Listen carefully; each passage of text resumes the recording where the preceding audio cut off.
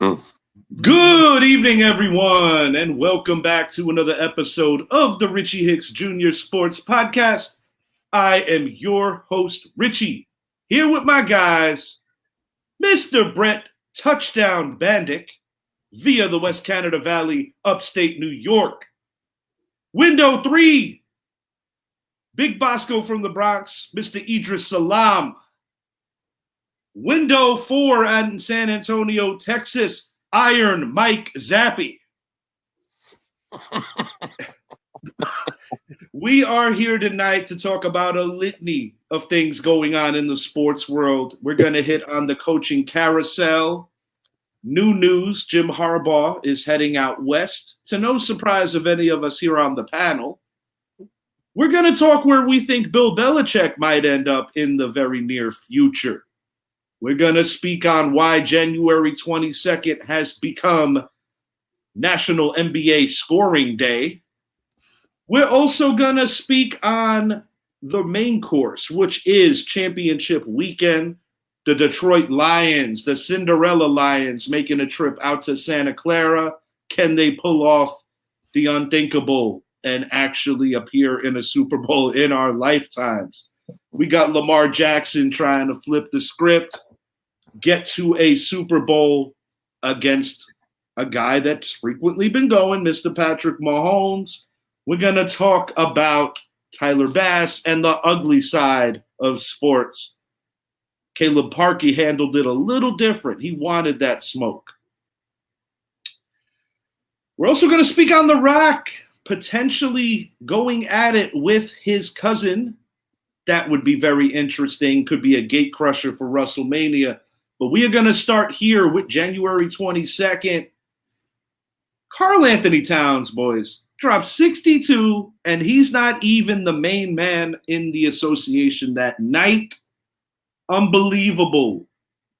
Mr. Zappi, your thoughts?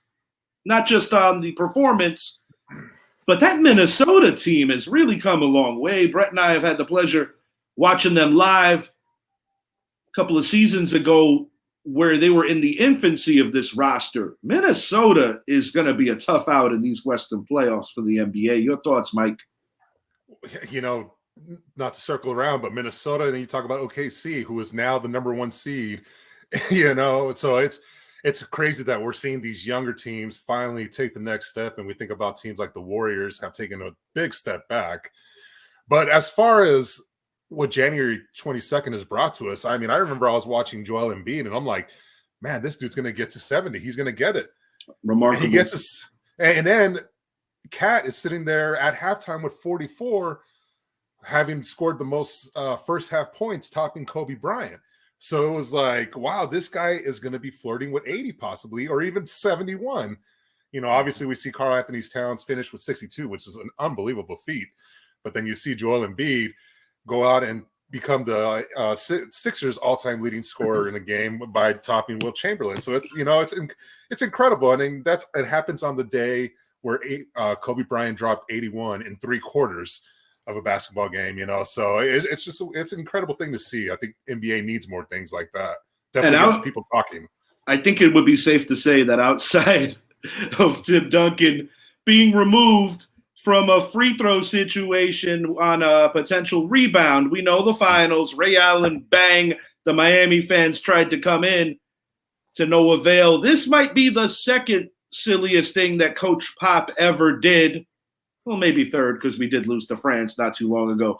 But I'm talking about basically saying that we're just going to beat his ass. We're going to give it to him, paraphrasing, because, obviously San Antonio has the definite rookie of the year. Wemby is a special, special dude. But Joel Embiid, came up small last year in a playoff-defining moment. I don't necessarily have any higher faith for Philly in the playoffs, but I must say, man, Embiid, right now, the way he is playing, potentially, possibly another MVP. There are a litany of candidates right now in the NBA. Idris, your thoughts on that?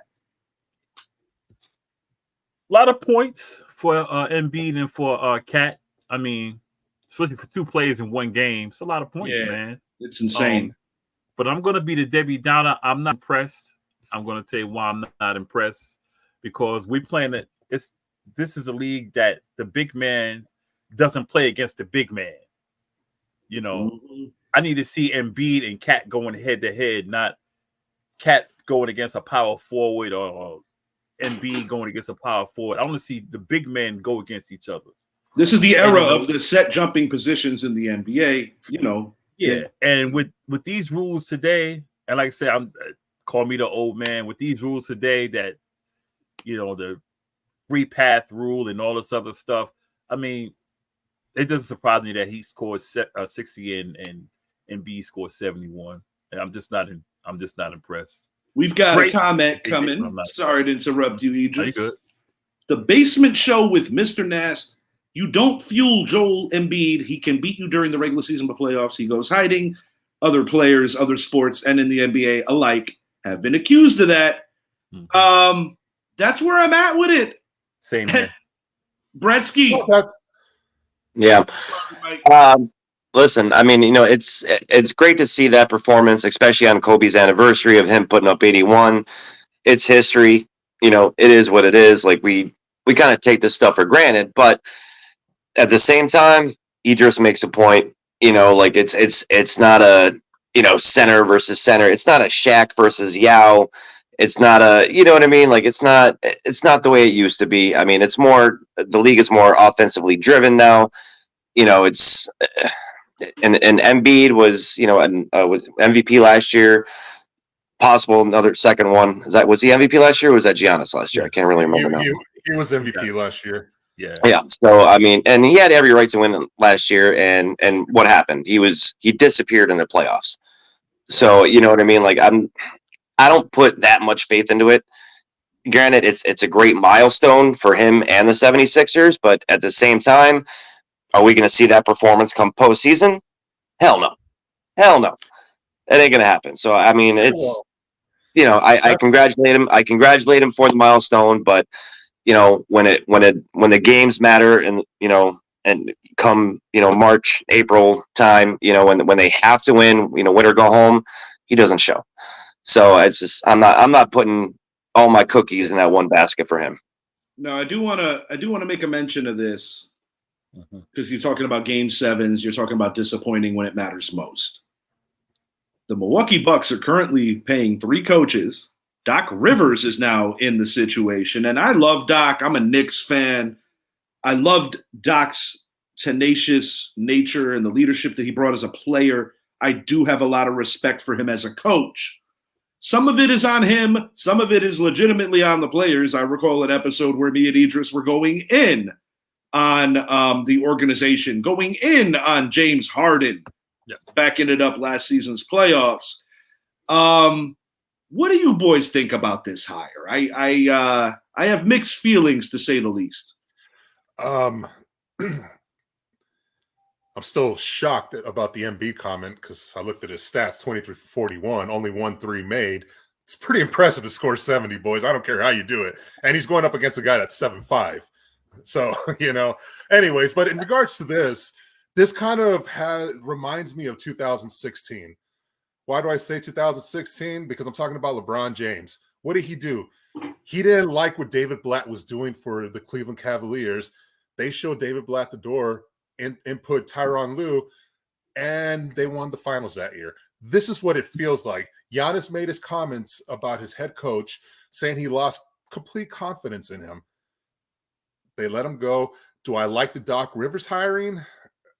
Not so much, but he's won before. So, and Doc Rivers, while he has had a very roller coaster-like career, he's still very respected around the NBA. So that's why I do like that part of it. But this is what it feels like. It feels this was Giannis's moment to finally take lead of the team, open his mouth, and be completely honest. Hey, I don't think he's the coach. He already expressed that if you don't do something in the offseason, I'm gone. They bring in Dame Lillard. They have a dynamic duo that is ready to win an NBA title. And if you don't feel like your coach is there to do it, then something has to be made. Some change has to be made.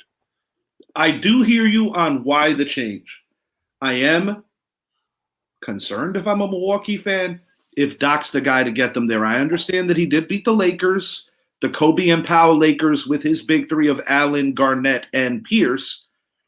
But it was a long time ago, boys. It was a considerably long time ago. The basement show with another comment here. The problem I have with Cat's 62-point game, he was 10 for 15 from three-point range while letting your center shoot 15-foot threes. My answer to that is quite simple. That is the league that the NBA has become. It is no more back to the basket. You don't have as many traditionals as you did in the golden era of the NBA, where you had the Olajuwons, the Ewings, the Jabbars. Name your favorite down low center. There were plenty. There was a plethora of guys. Moses Malone. So many guys you could name. Sabonis. Arvydas Sabonis. If he would have made it to the NBA when he was a little younger, it would have been interesting to see. He got over to Portland when they had kind of like that 1 year window, 2 year window, get it done, and we know he certainly did. He was a hell of a passer. Yeah. It's just that's what the game is today, because while we're talking about Karl Anthony Towns scoring 30 points off of threes, we see guys like Chet Holmgren coming into the NBA shooting the three. We see Victor Wembanyama, 7'5". You're not supposed to be able to do that as a no relation to Chet Stedman for my Rookie of the Year fans. Continue, Mr. No, but no, it's just even Joel Embiid, he can shoot the three. We saw a time where we had the big man who was a true big man. Then your four was more the guy that can stretch it outside. LaMarcus Aldridge comes to mind. Rasheed Wallace, even guys that could shoot the three. They weren't going to get a lot of points from three, but they were still a threat to do it. But now the center position has become more of a hybrid, where it's two power forwards out there. Let's really look at it. It's two power forwards. These guys are not. I mean, you look at Durant. Like remember when we did the rankings for all-time players? We were all a part of that on different shows. Yeah. You can really go okay, a Kevin Durant might be 4 on small forwards or 3 on small forwards. He might be 10 on power forwards, but he's going to make both lists. And we always have the Steph Curry conversation and why I'm so anal retentive about feeling comfortable about putting him above Magic Johnson, because while he does indeed run the offense on certain metrics, I don't believe that he's the point guard's point guard like an Isaiah Thomas nor Magic Johnson. He has surpassed Zeke. I'm confident with saying that at this juncture, but I still feel that Magic is the king. Not to mention, you talk about different positions. Magic, Game 7, we know the story. Played center for an injured Kareem Abdul-Jabbar and stole the MVP of the finals from his teammate. But truth be told, the reason why Jabbar didn't get that is because he wasn't in the building and they didn't want to have an MVP award that they couldn't hand to somebody. No knock on you, Magic. You're actually my favorite basketball player ever. Just saying that's what happened. You know, the firing of Griffin, the thing about the 2016 when they fired David Blatt, they were 30-13. Yeah. I'm not going to give it, and I might be the pessimist today, but like I said, had they not suspended Draymond Green in Game 5, we wouldn't even be talking about Tyrone Lue. Yeah, there's a distinct possibility that is exactly. Yeah, it might have been done in 5 or 6. Remember, Blatt had just got them to the NBA Finals with Kevin Love and Kyrie hurt during the series. They were up 2 games. That's like hypothetically revisiting the late 80s, early 90s and just extracting Bill Laimbeer from a Bulls Pistons series for the last 2 or 3 games. That would be the equivalent. I think David Blatt was a good coach. With this situation, I understand that the defense is not the way it was, but you got a winning coach. And Doc, he did win a championship with Boston, but God, that was a long time ago. Certainly was. And it certainly was. He blew it. It blew it in LA. He blew it in Boston. I mean, shit, even Orlando, if you remember far back enough, Orlando did him dirty. They actually left him at the airport in Utah. Utah's just not the place. Like, I remember that old movie with Damon Wayans when he gets kidnapped. But the Utah fans, they poisoned Michael. Yeah. Legend has it they poisoned Michael Jordan with some real terrible pizza. The beat goes on, But anything you boys want to add on this before we switch topic over? With Milwaukee, man. I just don't think Doc Rivers. I don't know. Just don't go 3-1. Oh my Yeah, God. I'm 50-50 with the boys, and Richie, I'm sorry, Idris, you hit on that Milwaukee needs to beef up their defense. Doc Rivers is old school. Yeah. His philosophy is defense. That's the first thing that he always improves on or upgrades, and he preaches is defense. Defense wins championships. But you know So who's not a defensive player? he might be the guy for this spot. So I mean, But you know time who's will not a tell. defensive player? Time will tell for the moment, but right now, you know what I mean. Like that's the thing. That's the only reason they're bringing him in. But you know who's not a defensive player? Damian Um, Lillard. Lillard. Yeah. He plays zero As defense. he has the clutch gene on the offensive side of the Yeah. ball. I do share your sentiment on that, Idris. Not quite as invisible as Melo on defense. Oh yeah, and James but- Harden. Yeah. Yeah, James Harden. That's a different conversation, all one to itself. My last thought on this, I'm going to say it right now. Barring mass injuries, I still believe that the Boston Celtics are the best in the East. Mhm. I do believe that the New York Knicks, our New York Knicks, might have a chance to maybe surprise some folks and get to the Eastern Conference Finals. But, I call it down the middle. I love the Knicks. I'm a lifelong Knicks fan. I don't think anybody in the East is beating Boston. There are some teams out West that might have something to say about that, and it starts with the defending champs, and you have other teams. You have the Thunder. You have the T-Wolves. There are other teams. But in the East, until further notice, Boston is literally the best team right now, but they have had their own share of closing out series issues last year. They played too many damn games. By the time they got to Game 7, they were gassed. They're done. The Rock and Stephen A. The Rock believes he and Roman Reigns at WrestleMania will break records. I don't know what kind of records they're talking about. This is not Andre the Giant versus Hulk Hogan Mania 3. This is not Cena and The Rock roughly a little over a decade or so ago. Mhm. I don't even know if it's Sting and Triple H. But what I do find really cool about this is at the main event level, you do have two relatives. The past meeting the present, and I wouldn't say the future because Roman has his fair share of miles, not to mention that he's beaten leukemia on multiple times. But the point is, I don't want Stephen A. to be part of this because that would kind of just give me like the ultimate eye roll. I mean, I don't know. Is there some value to Stephen A. being involved in this? You don't want to be the manager? Absolutely. The promoter, Stephen A. Smith, the voice of journalism, the guy that everyone listens to, especially when it comes to the team out in Dallas. Hell yeah, I love that idea for Stephen A. Smith to be the promoter of that fight. I mean, that's the guy to do it. If you think about all TV personalities there are out there, it's him.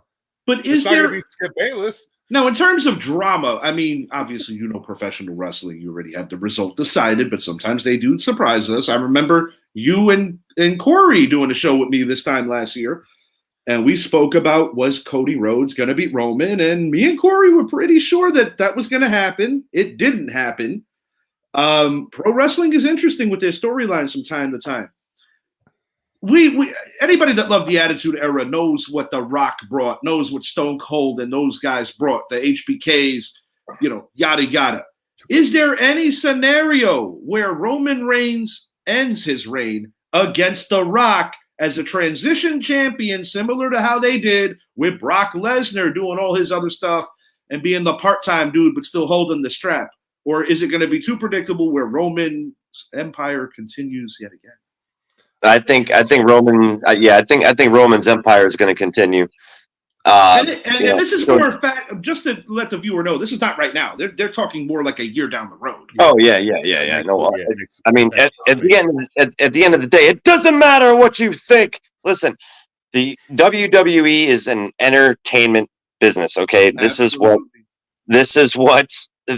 they thrive for. Okay, you throw Stephen A. in the mix. Granted, I don't agree with it, but at the end of the day, it is an entertainment industry. This is what they do to please the fans.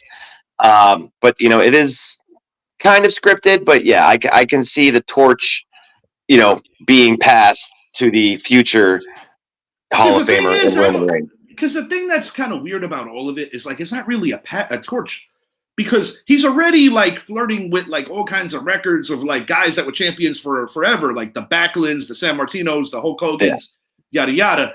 I don't see it in that regard because I don't see him as the future. I see him as the right now. That's why I'm wondering if, because at the end of the day, a lot of it does go into what the fans want. The fans wanted Daniel Bryan to beat two big dogs in Batista and Triple H. More recently, the fans wanted a guy like a Kofi Kingston to be taken serious in the singles layer. Granted, it was against another small man, Daniel Bryan, and it was, WWE has always had their things with the bigger guys. I mean, you saw how Hogan stole WrestleMania 9, which was one of the worst creative decisions they've ever made. I mean, Bret Hart still bitches about that. He's still salty about that. But in closing, stay tuned. One thing I said on a most recent show that I love about what WWE is doing is that the women's division has evolved to the point where they literally can run the main events, and there's never a lack of performance. Those women are sensational.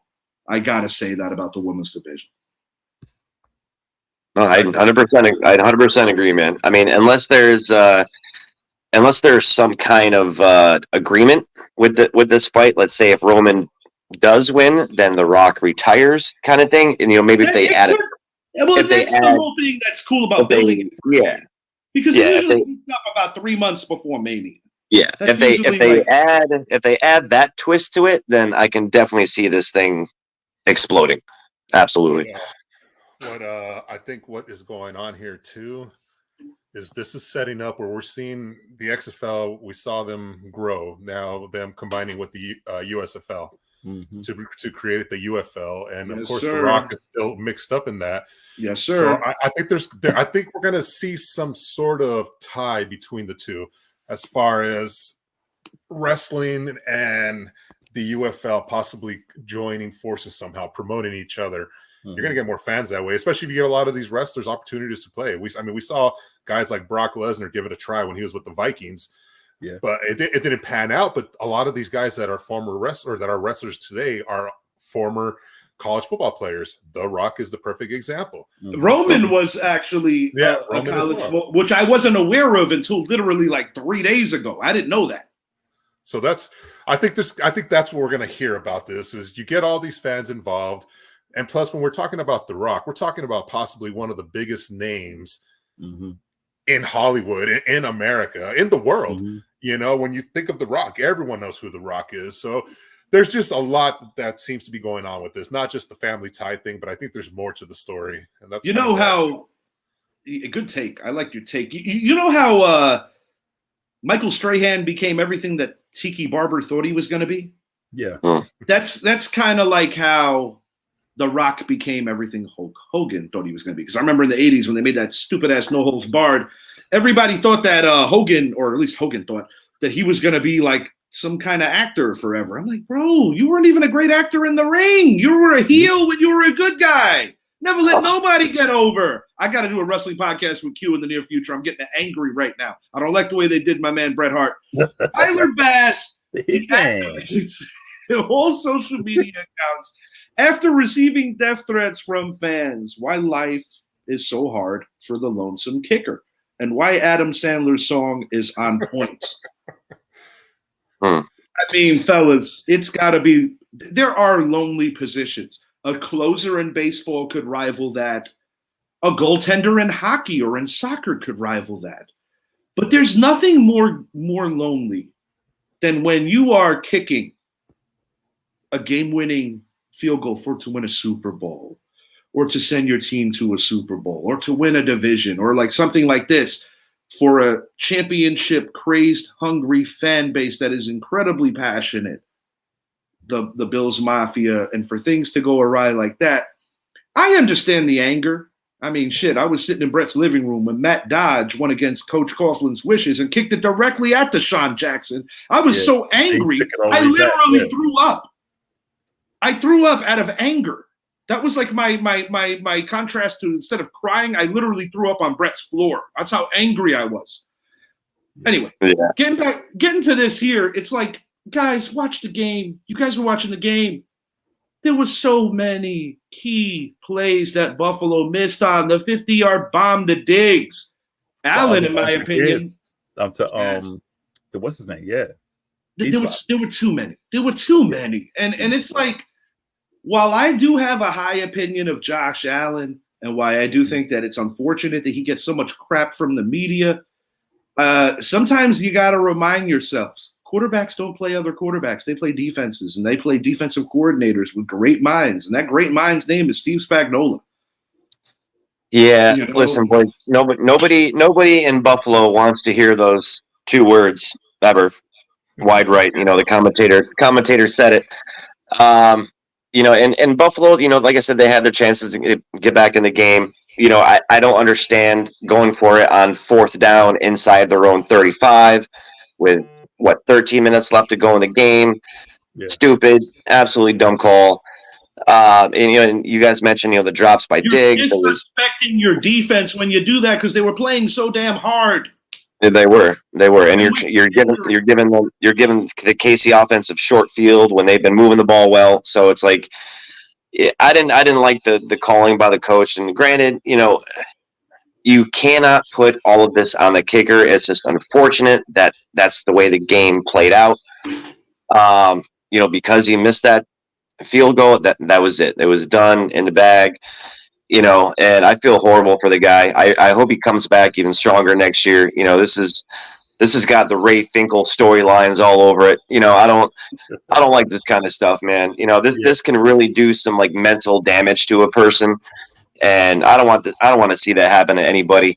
Bills Mafia fans, they know better, and I don't know if it's coming from the Bills Mafia fans or if it's just from people outside of Buffalo, but it might be from some 17-year-old douchebag who doesn't even know what suffering looks like, losing 4 in a row or taking it way back.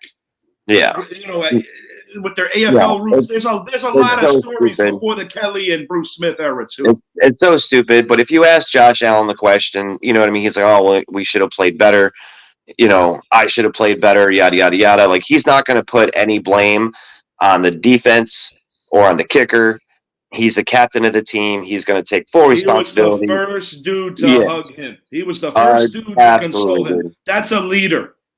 It is 100%. No matter what you think about his game, and even like with the Dak prognosticators, one thing that I will always respect about Dak, he was like, "You're going to get rid of Mike. Get rid of me too." It takes a grand set of balls to put your neck out there like that. And in that regard, Josh Allen, Dak Prescott, in terms of being accountable, both have a ton of my respect. Fan hat off, rivalry hat off, just keeping it honest.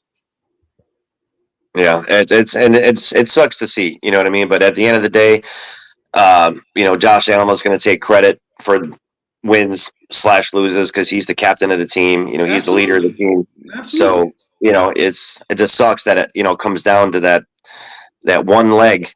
And that's the way the game is played. That's what the outcome of the games are. You know what I mean? So but I think the reason why fans are so pissed off about it is it was on your home field.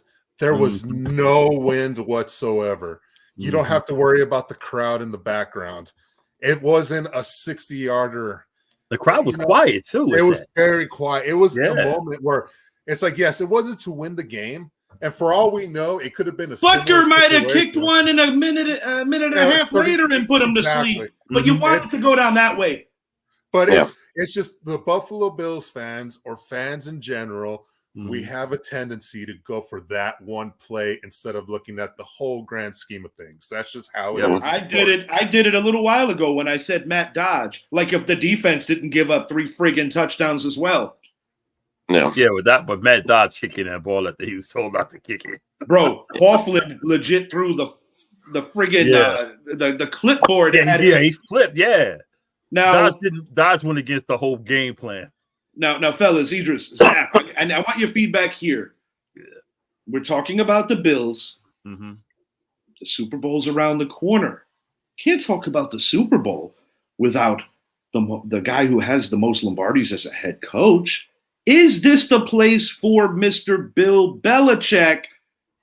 Because I don't really believe that is happening in Atlanta. I think the Atlanta thing is due diligence to, listen to what Arthur Blank and co. were talking about. They're not going to change their GM, And I'm not saying Belichick should be the GM for the Bills, but what I am saying is I think that's his way of saying, hey, guys, I'm still available to coach. That guy that's got 6 banners with your division rivals. What's good? You got a top 5 to 7 quarterback in the league. I could heal the defense. That's my specialty. I think it would be a wonderful thing. Rex Ryan was the one who created the idea, or at least out of, the people on TV, so to speak. It's a great idea. Zappy, go ahead, bud. I just want to see it happen, to see Brett go back to his original team. Look, when you look at Bill Belichick and you look at the 2 teams. Don't worry. Come back. If you look, I look at it from a familiarity standpoint. Bill Belichick is very familiar with the Bills, and they're a win now team. When you look at the team in Atlanta, yeah, their defense was ranked high, but they had a very favorable schedule to do that. Maybe they want to hire Dan Quinn again. That's 25-point blow lead in the Super Bowl. He's known for that.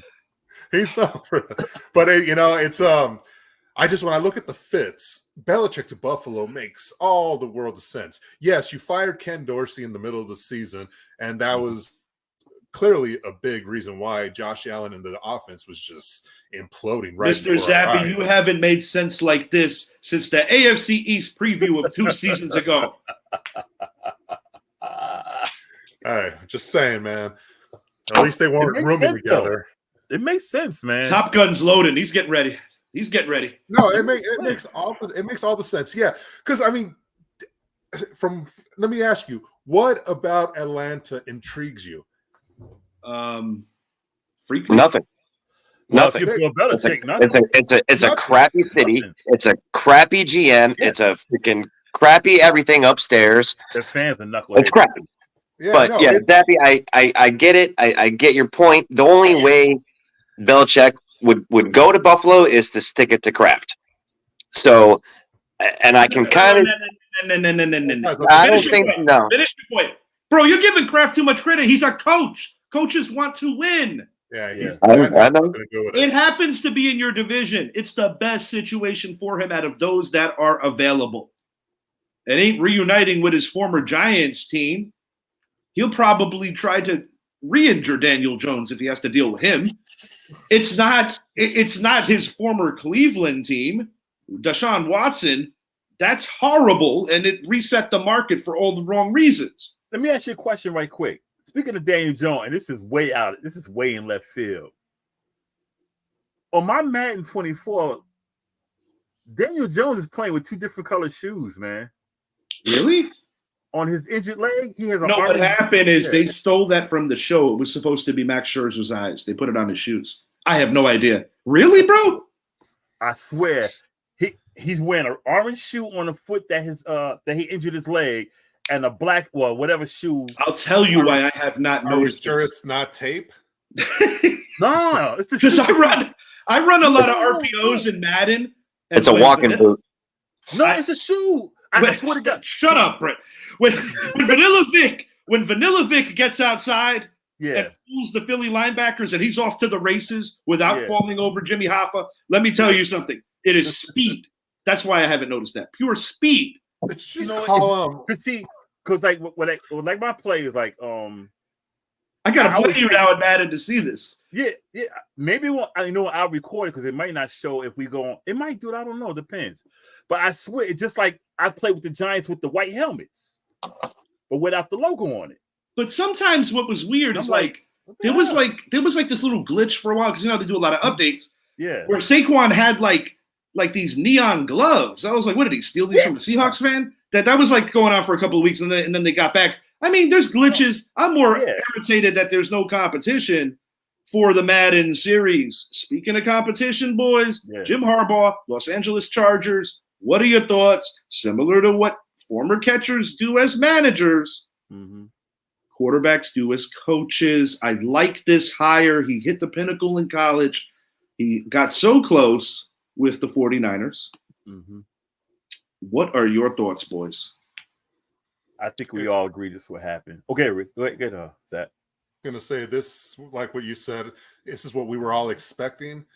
This is the hire the Chargers needed to make to possibly save Justin Herbert and actually help him grow into an NFL quarterback, because that's been one of his big downfalls, is he hasn't had great coaching. Yeah. Now you're bringing in a mastermind. That's a reasonable take and a very accurate one, because some of it is the players, some of it is the coaching, but at the end of the day, most of it's the coaching, because I had this conversation with friend of the show, Carl. I was like, buddy, is Lamar better than Josh Allen, or do the Baltimore Ravens have a better system? Do they have better coaching? And do they have better personnel? All three check marks lean towards Baltimore. I think Lamar deserves the MVP this year. That's not what I'm getting at. Yeah. But not too many quarterbacks after that loss in Philadelphia would have rallied their team back the way Josh Allen did and jumped to Miami the way that they did. I'm tired of Josh Allen shortchanged. I know he throws picks. I get that. But he does make 15 rushing touchdowns. How many running backs did that this year?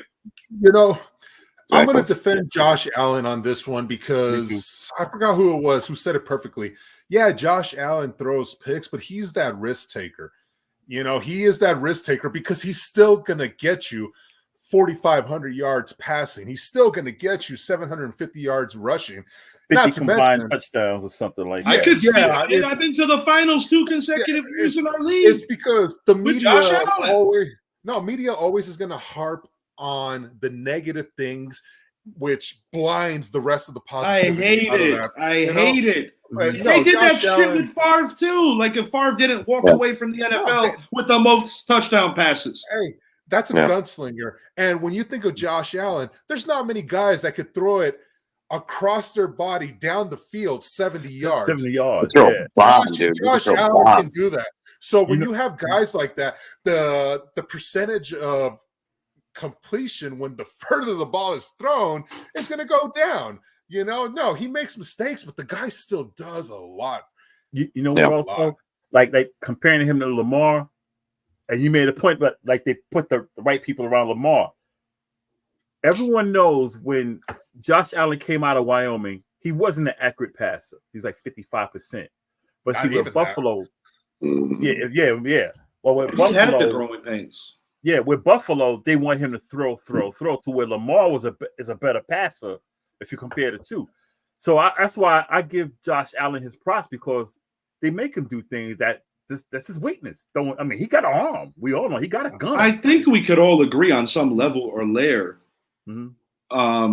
That would it be without Josh Allen? Exactly, bro. They put too much on the guy. Like I said it on the previous show, the Chiefs won it the old-fashioned way, running the rock, stout defense, and that leads us to championship weekend, boys. Exactly how we had it, right? The Lions going to Santa Clara. I'm sure exactly how we had it. Something like that. Yeah, of course not. Yeah. The 49ers maybe so. I think more of us felt good about that. They were my pick to make the Super Bowl and lose to the New York Jets. Aaron Rodgers only played 5 plays this year. Okay. Will Debo play? No. His potential absence in some people's estimations gives the Lions a real chance at an upset. Keys to victory, in my opinion. Only speaking for myself. For the Detroit Lions, running game must be productive. They have a 2-headed monster. To keep the Niners' defense honest and keep Jared Goff upright. Keys to victory for the Niners: CMC, Kittle, and Ayuk must step up if Debo is unavailable. I am not a fortune teller, but I don't think Debo's going to play. Brock Purdy has to be better and more accurate. I get it. The rain was a factor. They played a better defense last week than they will this week.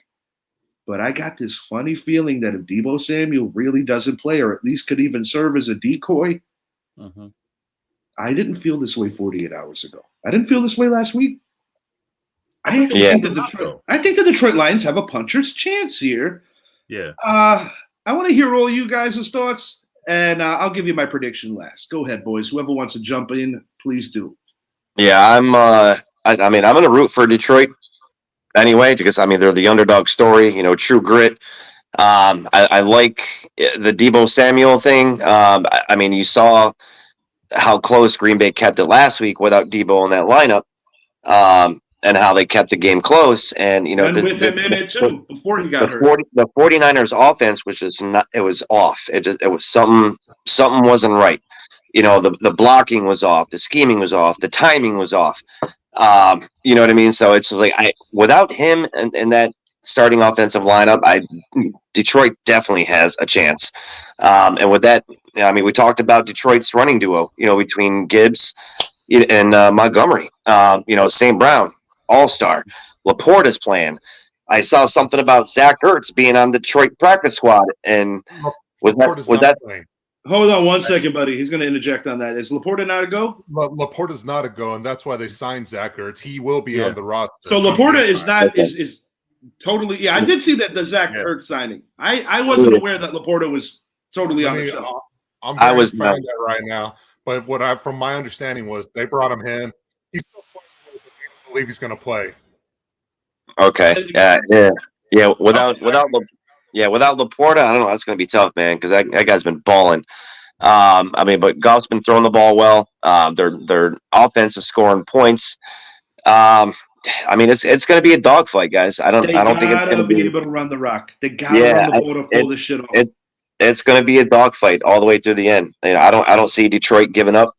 I see them playing. You know, it's every single second of this game down to the freaking bone. I mean, I'm gonna give him a chance, man. I'm gonna give him a chance. I'm gonna root for Detroit.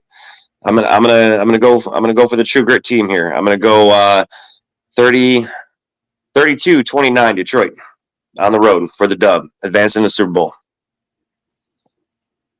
Oh boy, I want Detroit to win, but God, man, they defensive backfield, man. That's my even with Tampa Bay was able to hit them late. Mm-hmm. And, I mean, that's what scares me. If their defensive backfield was even average, I'd be like, okay, I want Detroit to win, but I got to pick San Francisco. But I mean, hell, I didn't pick Detroit first round of the playoffs. I did pick them. I did pick them last week, but they also played a team that just lost their 9th game. So I think Detroit, while I do admire what they've accomplished, has had the benefit of a soft playoff situation, because I think the 49ers being the 1 seed actually drew a tougher opponent than Detroit did in round 2, because I'm sorry, Tampa, I'm sorry. They're not that good. I'm not even convinced they're better than the Saints. I think Dallas drew the toughest draw. Well, yeah, round 1 for sure. Yeah. I don't think too many Dallas fans were happy about that, the way Green Bay was playing. I mean, even without that, I mean, I just felt they had the toughest draw. Yeah, because I made a comment even going into round 1, rather last week, that if Green Bay somehow did edge out the Niners, I felt that they were better than anybody playing in Detroit on Sunday. Yeah. I believe that at that very moment, the Green Bay Packers would have beat both the Bucs and the Lions, but they didn't. You know, they allowed the 49ers, and Kyle Shanahan broke like a hell of a bad record when losing going into the 4th. That was impressive too. But 33 or something like that. It's something absurd. Yeah. But the thing is, I do agree with you, Idris, about the Lions secondary being a problem. But at the same time, the Debo thing, 50-50. 49ers are so deep. I've said this so many times. 60% of their losses have occurred with Debo not in the game. Yeah. But having said that, I still think they're good enough to beat the Lions. And what was the last time that it was the biggest game of Jared Goff's life? That would be the Super Bowl against New England. 3 points. Yeah. 3 points. And I'm sorry I don't have nothing against Jared Goff. And I really do love Dan Campbell, the former Cowboy, the former Giant, hell of a leader. Detroit should feel great no matter what happens. Go ahead, Zach. I was going to say former Dolphin, former a lot of I forgot he former a lot of things. Yeah, I mean, 2000 Giants, the only team to lose a Super Bowl. That would be kind of shitty if he lost to the Ravens in the Super Bowl. As a player and a coach, that'd be kind of shitty too. That'd be messed up. Yeah, so don't worry, that's not going to happen. 49ers 27, Lions 20. That's about like I have it. No Debo. Yeah. All right. I'm gonna interfere here. Uh-oh. The 49ers defense to me is worrisome, especially their run defense. Yeah, they did gave not look good last week. No, they gave up 136 yards to Aaron Jones and who the hell is that other guy? Wilson? Yeah, I believe. I didn't even know Dylan's who not he in was the when he mix played anymore. Dallas. I had Yeah, never heard of him. Dylan. Yeah. I don't know who he is. It's Me not neither. AJ Dillon. But what I'm saying is now you have to do this against a team with Jamal Williams and who's someone that is definitely in the running for offensive rookie of the year, but I think we all know that's going to the Houston's quarterback CJ Stroud. For sure. But he's definitely worthy of consideration. But you've got to, what this Detroit offense brings is hands down much more difficult to game plan against than that of Green Bay. When we're looking at the quarterback position between Jordan Love and Jared Goff, I think Jordan Love will jump him next year, but I think Goff is just slightly ahead of him right now. When you look at it from the receiver standpoint, I'm taking the Lions receivers all day. When you're talking about Amon-Ra St. Brown, Jameson Williams, who can stretch the field like anything. Looking at Sam Laporta, now you throw Zach Ertz into that offense. I'm sorry, this Detroit team brings a lot more, and I love their moxie right now. Ever since that loss to Dallas, their moxie has been something that you cannot just discredit. You have to pay attention to things like that. And, going back to the Niners, I look at how are they going to stop the running game? But not only that, Brock Purdy, to me, has turned into somewhat of a liability for that offense, especially if Debo's not in there. Some of Brock Purdy's worst games have been without Debo in the lineup. So those are things I think about. And yes, while the Lions secondary is not been the greatest, aside from Trent Williams, the 49ers offensive line has not been the greatest. Opposite of Trent Williams is their biggest issue. Other side of the line. That's their biggest issue. I agree with you there. And so the right tackle at play, I'm looking for a guy like Aiden Hutchinson to be the X factor of this game. And I'm looking at this Detroit team going into Santa Clara and putting up a fight. But the 49ers will have the fans on their side. The 49ers are the 49ers. The 49ers, out of their 4 regular season losses, or 5 regular season losses, 3 of them were at home. Give me the Lions. Lions in an upset on this. Yeah. Okay. You're a piece of work, bro. I thought you was flipping to the 49ers. No. I'm sorry. I'm on this Lion train. I'm on it. But when I look at what Detroit brings against this defense, right now, this Niners defense has not convinced me. And if Debo's not in that lineup, I think that is a humongous loss for this offense. Yeah. While I would like to see Eminem versus Taylor Swift, we got a 2-2 split here. We got a 2-2 split. I'm on the Niners. Zappy is on the Lions. Bretsky is on the Lions. Idris is on the Niners. 2-2 here, looking good. Reluctantly. We all agree that we don't want the Niners to win. I'm going to tell you what. I hope Zappy and Bretsky are correct, because I don't want to be right about this, but I'm telling you what I think is going to happen. I want to be wrong. Kansas City Chiefs taking the trip to Baltimore to take on the Ravens. Ravens overcame nerves and a great defensive scheme by Texans and opened up a sizable lead in the second half to win. Lamar Jackson did get dinged up. That's something that unfortunately has happened to him in previous playoffs or approaching previous playoffs. Chiefs went into frigid Buffalo and again defeated the Bills in large part due to their running game and defense. Kind of mentioned it already. Last time these two teams played, which was last year, Lamar Jackson legged out a game winner. And keys to victory in my eyes for the Ravens, limiting the Chiefs running back Pacheco and making sure Travis Kelce is limited. Kind of scheme it to where they have to go everywhere else except for Kelce. And I do think that the Baltimore Ravens actually have the personnel to make that happen. Chiefs' key to a win, defense and a solid running game has got him here, spying Lamar and taking away his running lanes in my eyes. That will be the key, taking away his first reads and forcing many a dump down. I'm going to give you my prediction right now and let you boys hash it out. I've got the Kansas City Chiefs winning by the score of 32-27. Let's go 33-27. The prediction that I gave Buffalo that didn't happen last week. 33-27 in favor of the Chiefs. While I think that Lamar is deserving of the MVP, and while I believe that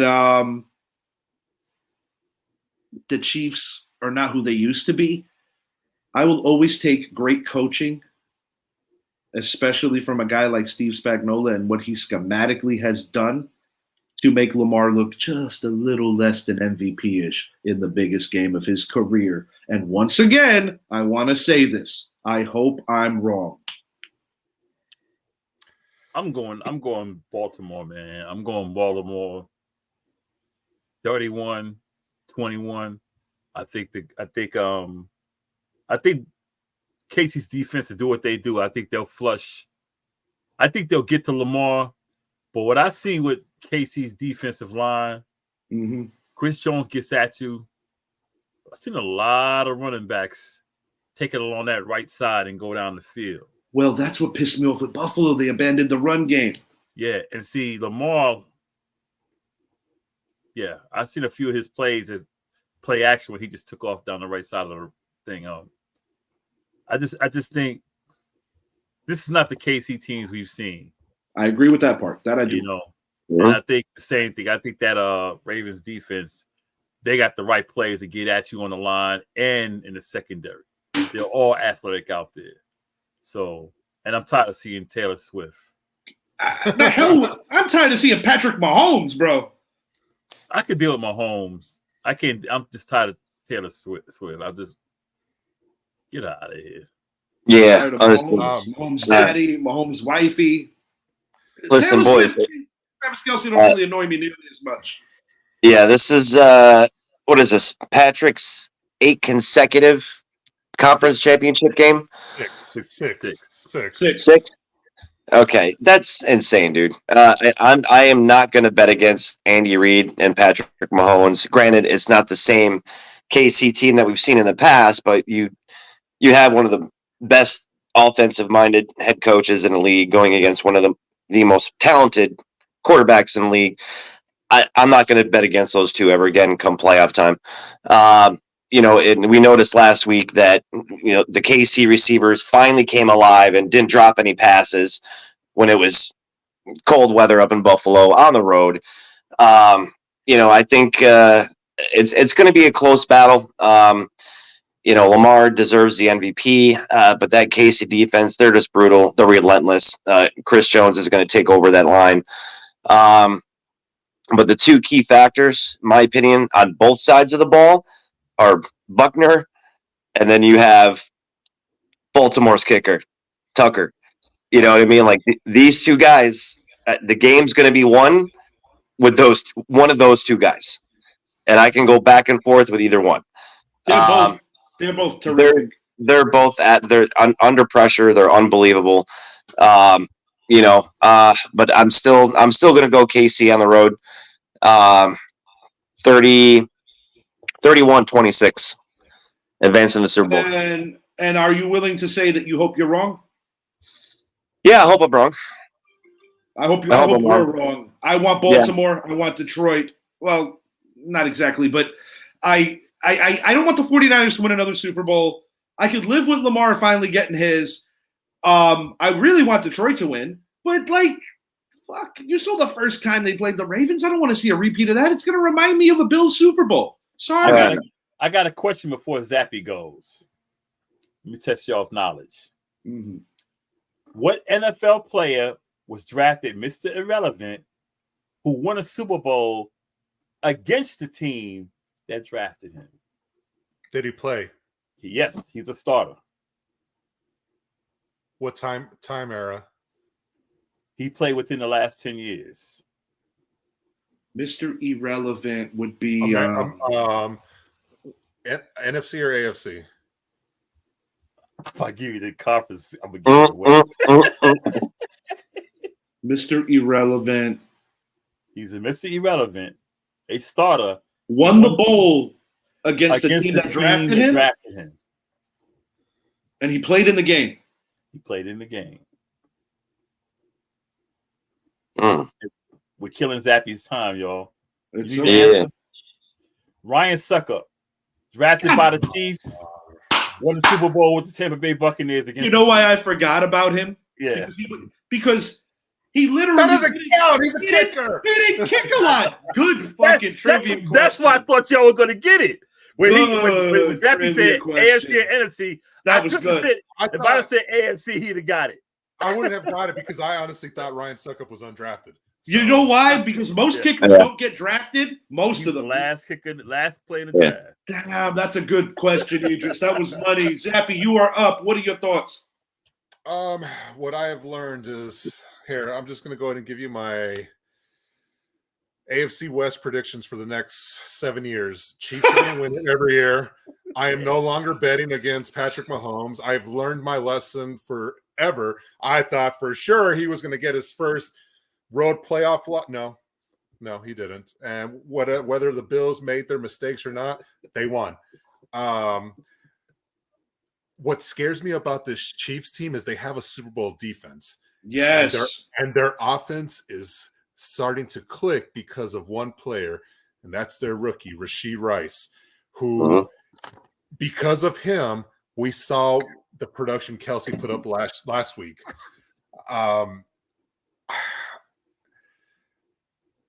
Look, Baltimore's been a great story. They really have been. You have the NFL MVP on your team. Wait a minute. He's going Steve Sable mode. This could go either way. Baltimore has been great. But they're playing Andy Reid and Patrick Mahomes. They're playing the guys that this is the Patriots all over again, guys. This is what this is. And as much as I don't want to say it, I don't want to see it. I want to see someone new in the AFC. I don't think the Ravens are going to be able to defeat the Chiefs. I think they won at the Bills because when I look at matchups, the Ravens match up a lot better against Buffalo than they do than Kansas City because of Kansas City's ability to play defense. Oh, God, I hate this because I freaking agree with you. And I picked them too. You know what? I just don't trust Lamar more than Pat. It's that simple. But Brett took the words right out of my mouth. Here's what I see happening. I see this becoming a kicking game at the end of the game where Harrison Butker is going to have to follow up Justin Tucker's field goal to tie the game at 27.